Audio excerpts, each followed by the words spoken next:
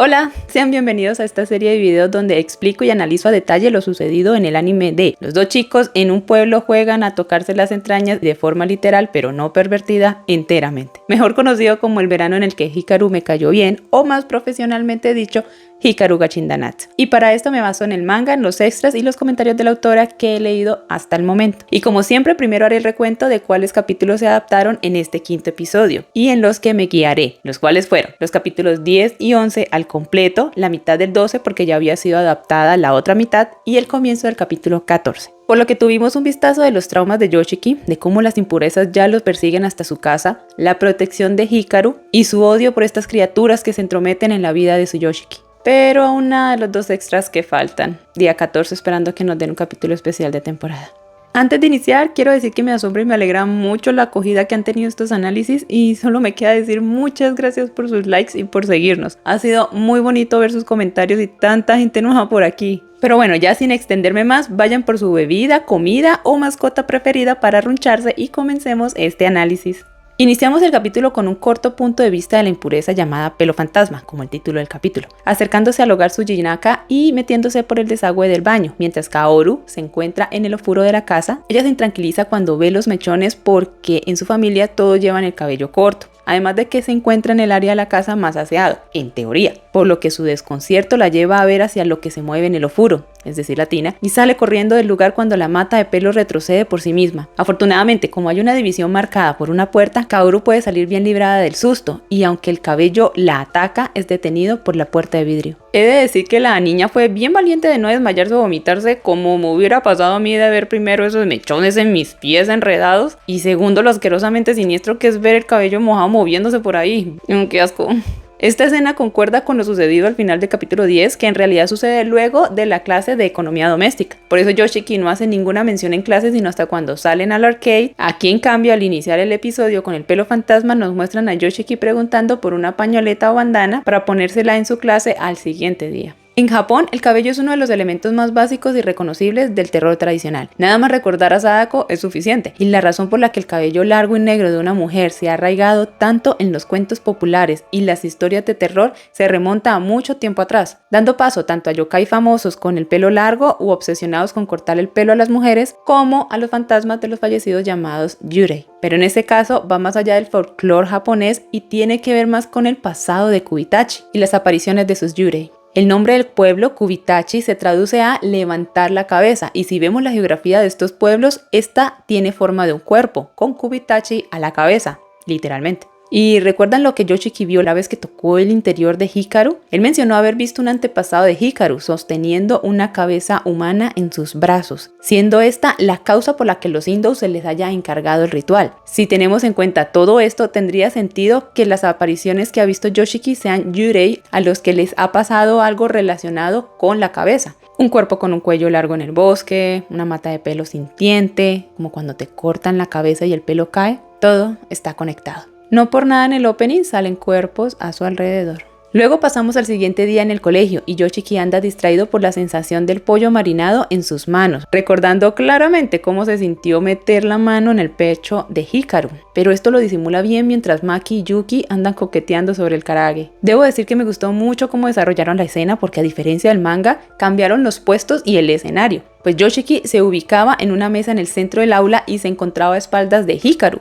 Por eso él se voltea sin problemas a criticar el mal uso de su pañoleta y a ofrecerle el karage quemado que hizo con sus compañeros. Me parece más acorde el cambio que hicieron, de llevar a Yoshiki a la mesa al final del aula contra la pared, prácticamente apartados del resto, lo que ayuda a la conversación que tiene con Hikaru una vez lo va a buscar, sobre todo porque Maki y Yuki andan en su propio mundo, sin saber que estos dos andan hablando de volver a tocarse.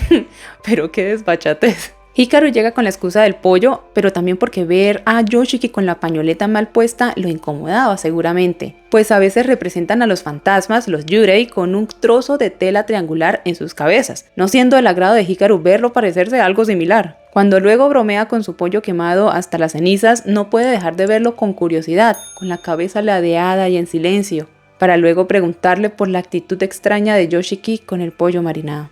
En el manga era la primera vez que Yoshiki caía en cuenta que la sensación era igual y le responde hacia Hikaru, tomándolo por sorpresa, pero aquí él ya había hecho esa comparación en el segundo episodio, por lo que le repite a Hikaru esto, haciendo que se sonroje por lo descarado que se veía moviendo las manos así. Y por primera vez la reacción de Hikaru concuerda con la de nosotros. Es que fue muy notorio. Igual con todos estos cambios siento que fue una escena cálida donde el resto de personajes se desvanecía y solo quedaban ellos dos teniendo esta extraña conversación, con la cabeza de Hikaru ladeándose con curiosidad, siendo un buen cambio que lo viéramos de lado y no de frente, que no le quitaran esta vez su gran sonrojo y las notas agudas del piano en la música de fondo. La combinación de todos estos factores hacen sentir que hubo una intención de confort y amor en la dirección de esta escena, incluso agregando las partes entre Maki y Yuki. Y es que el deseo o anhelo de Nonuki-sama siempre ha sido que Yoshiki confíe en él, y una de las formas en la que esta entidad ve que se puede hacer es poniendo a Yoshiki a sentir su verdadero yo, ya que en realidad cuando le toca la piel, él no puede sentir nada a diferencia de cuando Yoshiki lo toca en serio. Su cara aquí tuvo la intención de mostrar ese anhelo, feliz hasta la médula de que Yoshiki no se mostrara espantado cuando recordó la sensación. Al contrario, parecía que quisiera volverla a experimentar por la manera en la que sus manos se movían como agarrando algo. Por eso Hikaru se sonroja y por eso pone esa carita de felicidad, pues está encantado de saber que no lo desprecia, que no lo aterra, que es real su deseo de acercarse y quizás comprenderlo. Aunque tú y yo pensamos que sería otra cosa, claramente. Pero también se trata del doble sentido que tanto se maneja en esta serie. No lo olvidemos, que aunque se muestre algo que parezca sexual o insinuado, hay otro trasfondo también. En el manga esto no se muestra así. Yoshiki estaba más conflictuado ante la revelación de lo parecido que se sentía y tampoco hace esos gestos con la mano. Incluso cuando Hikaru le ofrece volver a tocarlo, Yoshiki se niega primero. Y Hikaru solo lo convence cuando le dice que si no se va acostumbrando no va a lograr obtener mayor resistencia contra lo sobrenatural, como pasó en el bosque. En el anime, ellos ya se encuentran en el salón vacío cuando les dice estas últimas palabras, como dándole un último aliento de fuerza para que Yoshiki se decidiera completamente. Pues como dice después, Hikaru no le miente, y menos a Yoshiki, por lo que esto que él dice siempre ha sido algo que él ha pensado y seguirá pensando, que debe protegerlo y de a poco irle enseñando a protegerse. Y una de las maneras más fáciles es mezclándose cada vez más, pues Nonuki-sama no ve esto como algo malo, como sí lo hace Rie, que tanto le advierte a Yoshiki de esto sin que Hikaru sepa nada de esta conversación. Lo más curioso de la escena es que se fueron de full fanservice aquí, porque en el manga él solo se desabrocha la mitad de la camisa porque iba a ser algo rápido e incluso tiene aún su mochila con sus cosas del club colgándole al hombro. Yoshiki vuelve a notar que no se siente mal por más que siempre se prepare para lo peor. Pero esto es lo mismo que ya he explicado antes, y es que la razón de que se sienta tan bien es porque cuando lo tocan, él libera una droga, la betaendorfina, que también se obtiene cuando se está a punto de morir. Esto actúa como un analgésico natural, bloqueando la sensación de dolor y produciendo efectos similares a la morfina, como la analgesia y la euforia. No es algo que se explica como tal durante los hechos del manga, sino un dato extra en los tomos y que confirma dos cosas. Primero, que si Nonuki-sama continúa absorbiendo a Yoshiki de esta forma, eventualmente lo desvivirá. Y segundo, que a Yoshiki esta sensación de peligro le atrae, lo que termina siendo perjudicial para él, porque cuando se siente seguro finalmente de tocar al verdadero ente, Hikaru no puede evitarlo y le corresponde, intentando llegar a lo más profundo de su alma y tocando su interior igualmente. La verdad es que no se le puede culpar, no por cómo ve el mundo, y a esta conclusión llega luego Yoshiki. Él se asusta y con razón, deteniendo sus avances de inmediato y agradecido de que Hikaru le hiciera caso, enseñándole de inmediato los límites que tenemos las personas y no lanzarse a hacer lo que quiera solo porque sí. Y aunque Hikaru comprende a lo que se está refiriendo, le insiste en que no miente, que no hizo ese avance porque sí, sino que lo hace por el bien de Yoshiki, porque necesita acostumbrarse a él si quieren seguir juntos, pues ya ambos atraen la atención de seres indeseados por este involucramiento que tienen, pero no por eso va a lastimarlo. Yoshiki se calma y acepta que al menos eso se lo cree, dejando a Hikaru triste porque no siempre lo hace. A mí este panel siempre me pareció rescatable en la obra, como Yoshiki básicamente le enseña sobre el consentimiento en las relaciones, mientras él mismo va aprendiendo a sentirse un poco más cómodo con su verdadera presencia. Como si fuera una de esas historias de crecimiento y madurez, coming of age en inglés, en las que los personajes van aprendiendo de sí mismos mediante las experiencias vividas en la adolescencia. He aquí la doble intención de la autora, la idea de contar una historia queer sin la categorización de ser romántico, que sus personajes tengan un mundo donde puedan ser y desarrollarse sin enfocarse en su sexualidad, pero dando a entender que estos problemas les pueden suceder mientras maduran y experimentan en la vida sucesos que van más allá de su entendimiento juvenil.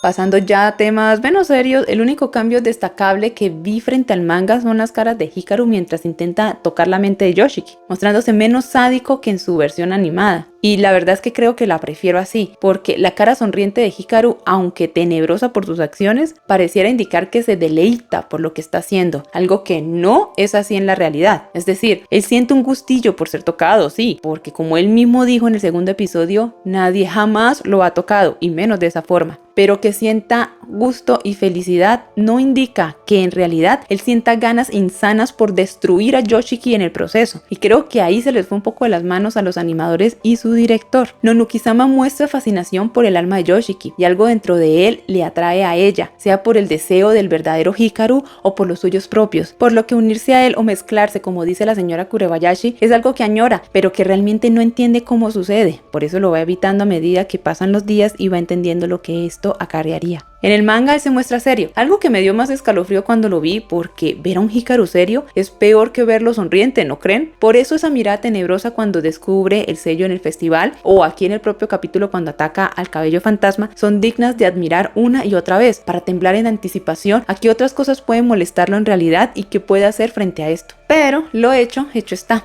y Yoshiki se enfrenta a esta sonrisa insana mientras batalla dentro de él para no ser consumido, aunque en realidad Hikaru solo estaba buscando tocar su más profundo ser, algo triste en realidad porque este ser únicamente se siente solo. Y bueno, solo piensa así con Yoshiki, ya con el resto de humanos es totalmente diferente el caso. Rie le advirtió sobre mezclarse y cómo comienza a atraer las cosas del más allá por estar tan cerca de Hikaru, y es hasta este momento que Yoshiki siente que esto es real, cuando ve la marca de Hikaru que no se ha borrado aún de tantos días después de lo sucedido. Y por si alguien se ha preguntado por qué ni su mamá ni sus amigos han preguntado qué carajos le pasó o quién carajos le hizo esto, es porque es una marca espiritual que pocos pueden ver. O bueno, eso asumimos, porque no se aclara mucho esto en el manga. Y también es posible que él la vea más oscura por lo que hicieron los dos en el aula vacía ese mismo día. Ok, sonó súper erótico esto. Luego pasamos a una escena original de Tanaka, que vale, ya van siendo como muchas. Y bueno, quisiera saber qué piensan ustedes de él hasta este momento de la historia. Es algo que vengo pensando desde el capítulo pasado, porque en el manga él siempre salía de un momento a otro a desordenar toda la historia y a estresarnos por sus acciones contra los chicos. Por lo que el que nos dé más trasfondo de lo que él va haciendo e ideando mientras pasa el resto de la historia, se está convirtiendo en una línea muy delgada entre ser relleno o mejorar su trama. En esta escena hay dos datos importantes que quisiera destacar. El primero es sobre el trato y cariño que le tiene al hámster, que no es un animal normal. Y de nuevo, esto que diré no es spoiler, sino datos extras que dicen de un momento a otro entre los capítulos. Como bien sabemos, Tanaka no posee habilidades espirituales. En cambio, debe extraer conclusiones basándose en señales físicas que indican la presencia de impurezas. Un ejemplo de esto es el hámster que Tanaka lleva consigo en el trabajo. Y este animalito tiene la particularidad de que contiene el alma de un niño humano,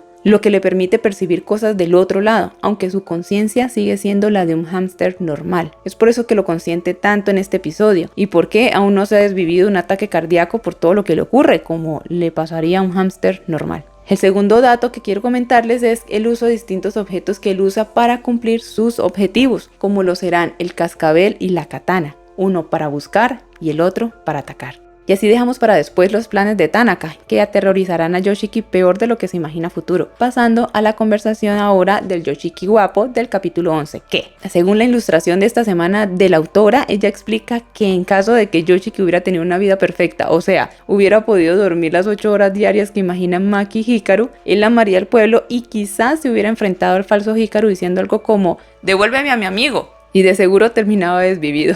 Ella dice mucho esto en los extras, ¿saben? Como que en cualquier otro escenario distinto al actual, Yoshiki termina desvivido por Hikaru. Digámoslo como que de entre todas las líneas temporales posibles, entre comillas, esta es la mejor y en la que terminan juntos, de alguna manera. Luego Hikaru se entera de la impureza del cabello y de nuevo muestra la rabia y celos que siente cuando estas impurezas se acercan a Yoshiki. Y recuerden lo que les dije en el análisis del episodio 3, él no tiene ningún problema si los humanos se le acercan, pero de inmediato se enfurece cuando una impureza se acerca al alma de Yoshiki. En el manga caen en esta conversación porque en la descripción del peluchito que Yoshiki ganó para Maki, dice que ella trabaja en una fábrica de productos para el cabello, por lo que Yoshiki piensa así en su hermana y su dilema actual. ¡Ja! Pero esta cara de Hikaru me hace reír muchísimo. En serio que los animadores y productores se divirtieron con este capítulo. Qué amor por la serie y sus personajes. Y es un alivio ver algo así después de tantos fracasos en otras adaptaciones. Incluso mientras hacía este guión, casi al final me topé con un tweet del director de animación del anime, donde comenta la libertad que hubo al hacer la serie. Cómo él les dejaba a cada director de episodio ser y hacer, pues siente que en las últimas adaptaciones se ha frenado el talento y la pasión por la animación. Y esto refuerza incluso lo que he venido diciendo desde el primer análisis. Y aunque por eso mismo hay cambios extraños, como lo fue la cara de Hikaru en este episodio y la decisión de no mostrarlo sonrojado cuando Yoshiki toca su ser, nada de esto le resta a su personalidad, pues lo mejoran en otros aspectos en otras escenas, como lo fue esta cuando está meditabundo, que lo muestran demasiado cool y todo, para luego ser él de nuevo, preocupado y dispuesto a ayudar a Yoshiki en lo que sea, como prometió aquella noche en el río. La sensación en el manga fue más de inquietud desde que Yoshiki inicia el relato del pelo fantasma, y el resto de la conversación es muy similar a cómo lo muestra el anime. Ya en casa, Hikaru le explica a Yoshiki que estos seres que llama impurezas son algo pues obviamente sucio o contaminado, por eso el nombre, y que vienen del otro lado pero que se quedan donde hay personas, porque esto los atrae. Y él en otras ocasiones ha mencionado que se sienten solos y por eso llegan a los humanos. ¿Le suena a alguien por aquí? También explica que lo persiguen a él, a Yoshiki, porque es alguien dulce, alguien amable, lo cual Yoshiki niega a ser, pero Hikaru probablemente se refiera a que como es amable con otra impureza u otro ser del otro lado, como lo es Hikaru, esto les causa atracción a las otras de menor rango, al punto de seguirlo hasta su casa. Esto le preocupa a Hikaru porque para él deberían estar persiguiéndolo solo a él, sin llegar a molestar a Yoshiki, pero esto es porque se han mezclado cada vez más y es un hecho del que Hikaru no ha estado muy al tanto de lo que puede ocasionar realmente. Cuando Yoshiki está esperando para que Hikaru salga, nos muestran su impaciencia nuevamente con el efecto de ojo de pez, lo que indica el distanciamiento y encierro que siente al no saber qué ocurre, lo que ocasiona un pico de ansiedad cuando abre la puerta al escuchar el sonido fuerte dentro del ofuro, dejándolo aún más susceptible de ser atacado por esta impureza, atrapándolo así en el acto al reconocer parte de Nonukizama dentro de Yoshiki, pues ve claramente la parte de su ser que Nonukizama tocó aquel día, facilitando el ingreso a su cuerpo.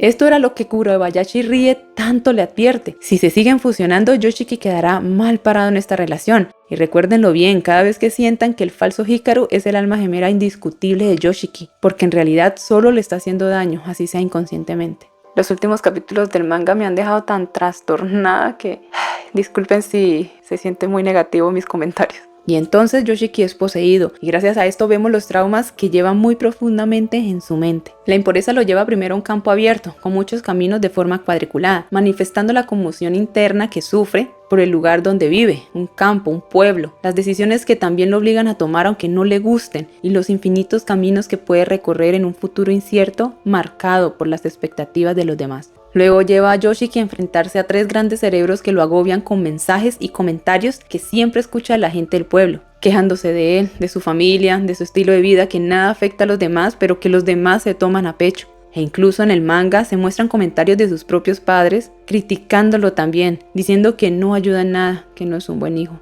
Me pareció muy ingenioso que usaran tomografías y que parecieran muecas de burlas dirigidas a Yoshiki, reemplazando el arte del manga donde estas burbujas de desprecio lo aturden fuertemente. Y finalmente vemos a una cigarra viva, que nos indica que ahora vemos al verdadero Hikaru, con un recuerdo transformado en trauma. La pelea sobre el pajarito que cuidaron de niños es la perfecta alegoría de la culpa que siente Yoshiki por la muerte de su amigo, y el duelo que no ha podido hacer. Cada frase de recriminación de Hikaru siendo sus propias acusaciones, por no prever lo que le pasaría a él ese día en el bosque, a pesar de que Hikaru nunca le contó lo que iba a hacer, y se culpa de su muerte. Para nosotros como espectadores vemos que son todas acusaciones falsas, sin sentido, pero para el cerebro agitado y deprimido de Yoshiki esto lo siente real. Incluso mientras va explorando estos sentimientos, se va mostrando más y más joven, y entre más y más joven podía expresar mejor lo que pensaba, porque cuando somos niños aún no hemos desarrollado el filtro de lo que decimos, y es a medida que nuestras experiencias nos forjan el carácter que buscamos o ser más asertivos y considerados con el otro como pasó con Hikaru, o reprimidos y reservados con nuestros sentimientos en el caso de Yoshiki. Pero así volvemos a la realidad, y lo que parecía una pelea de niños, por cierto, bastante triste con esta canción de fondo y conociendo el futuro que les depara, pasa a ser una lucha por la supervivencia. ¡Qué susto me dio Yoshiki cuando apareció con su carota poseída! Y es que me encanta que aun cuando ya he leído el manga, me sorprendan con cosas así. La indiscutible belleza de Yoshiki ha sido finalmente vencida, pero no aún el fantasma que lo transformó en esa horrible cosa. Por eso cuando volvemos con el falso Hikaru, él se encuentra con la nariz ensangrentada saliendo a chorros, pues esta vez no fue capaz de consumirlo rápidamente como con la impureza en el bosque, dejándolo herido en el proceso. Hikaru batalla con esto, obligando a consumir sus entrañas para sacarlo a la fuerza de su Yoshiki, y finalmente derrotándolo, no sin antes desear que la fuerza de todo su infierno destruyera esta ridícula melena que se atrevió a robar el cuerpo de su amado. Su aterradora mirada es calcada del capítulo 2 del manga, que si hubieran adaptado al mismo ritmo y página a página, hubiéramos hasta ahora conocido a Tanaka, interrumpidos por la conversación de las chicas en las vías del tren y pasando así finalmente a lo oscuro de nuevo. Estoy agradecida con el de arriba porque esto no fue interrumpido ni un instante, y entrego mis ofrendas al dios de la montaña por recibir semejante fanservice en este capítulo. Pero qué lindo dibujaron a este Hikaru, carajo. Antes de la escena postcréditos y Tanaka nos muestran a Hikaru y a Yoshiki conversando sobre lo ocurrido, sus ropas mojadas ahora colgadas y Hikaru vistiendo la camiseta que Yoshiki llevan en el ending. Son detalles que dan gusto. Continuamos con Yoshiki reprochándole que haya tenido que ir tan lejos por él, llegando a ser atacado de esa forma en su casa. Pero claramente Nonokizama no le importa llegar a eso porque no le desea el mal a Yoshiki. Es más, intenta alejarlo de él, pues es su culpa que se acerquen de esa forma. Así convence fácilmente a Yoshiki y la conversación queda relegada a un segundo plano, con Hikaru hablando tonterías y Yoshiki siguiéndole la cuerda, incluso con su familia. Y aunque se pregunta qué hubiera pasado si aquel cabello monstruoso atacaba a su mamá y a su hermana, siente que no necesita terminar ese pensamiento, pues este falso Hikaru estuvo ahí para ayudarlo. E incluso siente que puede haber algo tan bueno en él que si todo sigue así de bien, tal vez pueda vivir una vida normal de humano. Y así el capítulo de nuevo inicia con el dilema moral de si lo que hacen estos dos está bien, para finalizar con Yoshiki convenciéndose de que todo seguirá yendo bien si cierra sus ojos a la verdad. Por cierto, ¿se fijaron que en todo el capítulo nunca apareció el papá de Yoshiki? Ni siquiera se preocupó por si el cabello fantasma lo atacaba. Hay tanto por conocer de esta familia que aún está en el más absoluto secretismo, que me desespera y entristece no poder tener esta información para ustedes. Y un dato extra sobre Hikaru antes de pasar a la última escena es que él puede curarse si así lo desea, pero al ser heridas que no le afecta las deja quietas, pues no siente dolor. Sin embargo, si recibe una herida de gravedad sí se curaría, si acaso le restringe el movimiento. Y ya para finalizar este largo análisis, llega la escena postcréditos y el plan de Tanaka, donde hacemos un salto del capítulo 12 al 14 en el manga y volvemos a tener a este exorcista conversando de sus planes con uno de los líderes de Kubitachi, quien acompaña a Tanaka para ir a visitar un Hokora, un santuario pequeño en el bosque, destruyéndolo para así despertar algo de lo que se protegían por medio de este mini santuario dedicado al dios de la montaña y solicitarle a esta cosa un favor a cambio de su sangre, entregándole el cascabel que lo ayudará en el cometido. A esto Takeda le da mala espina, cambiando muchísimo los pensamientos que él tenía en el manga, donde ahí se sorprende de ver que Tanaka pueda servir de algo a pesar de no sentir que todo lo que hace está bien. Nada que ver con el pensamiento de que quiere que la aldea sea destruida. Muy extraño este cambio, pero tocará esperar a ver cómo desarrollan su personaje más adelante, junto con este tema de la katana. Y con la canción infantil haciendo de fondo, difuminamos a negro y el capítulo se acaba, dejándonos con la sensación de que no todo se podrá solucionar tan fácilmente como Yoshiki nos lo hace ver, y que lo que viene es cuesta abajo, con frenos averiados y sin casco que los proteja. Y eso es todo, espero sus comentarios y un like si llegaron hasta aquí y cuéntenme qué les pareció este capítulo, qué piensan de lo que está haciendo el exorcista y la forma en que Yoshiki se hace el de la vista gorda. Los espero la próxima semana para el análisis del 6º episodio que se viene con tragedia y mucha más tragedia. Nos vemos, bye.